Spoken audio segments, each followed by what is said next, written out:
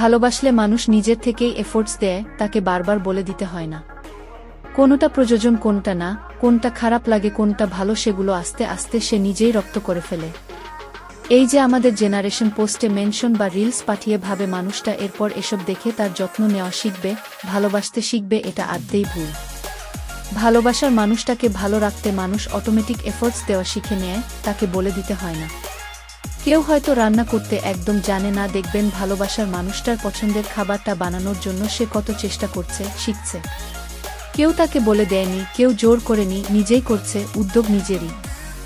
আবার জ্বরে কেউ মাথায় হাত বুলিয়ে দিচ্ছে, বারবার রাত্রে ঘুম থেকে উঠে থার্মোমিটার দিচ্ছে, অথবা ওই তেল মশলাবিহীন রংচটা ফ্যাকাশে খাবার সেও তার পার্টনারের সাথে মন খুলে খাচ্ছে, যাতে ওই মানুষটির মনে না হয় সে অসুস্থ, সে যাতে কষ্ট না পায়। আবার কেউ মুড সুইং বুঝে তার প্রিয় মানুষটিকে সময় দেওয়ার জন্য বন্ধুদের সাথে আড্ডা ক্যান্সেল করছে, অথবা কেউ গল্প শুনতে ভালোবাসে বলে তাকে গল্প শোনাচ্ছে। আবার কেউ রুটিন পরিবর্তন করছে, কেউ বা অভ্যাসে তাকে মিশিয়ে নিচ্ছে। এই যে ছোট ছোট এফোর্টস, যত্ন নেওয়া, না বলা কথা নিজের থেকেই বুঝে নেওয়া, নিজের সবটুকু দিয়ে তাকে ভালো রাখার চেষ্টা করা, সময় দেওয়া, ধৈর্য ধরে শুনতে পারা, এই যে একটা মনোভাব, এটা সম্পূর্ণ নিজের। এটা কখনো আপনি বলে, কান্না করে, চেয়ে, ভিক্ষে করে, জোর খাটিয়ে আদায় করতে পারবেন না।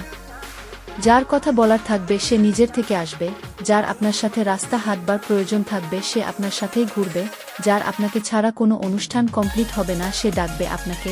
এগুলো নিজের থেকে আসে, ভেতর থেকে। ভালোবাসলে অটোমেটিক আসে, নইলে রিলস পাঠিয়ে, বুঝিয়ে, দেখিয়ে, শুনিয়ে, মেনশন করে এসব হয় না। একটু কথা বল না, একটু ঘুরতে চল না, একটু সময় দেও না, এসব আপনি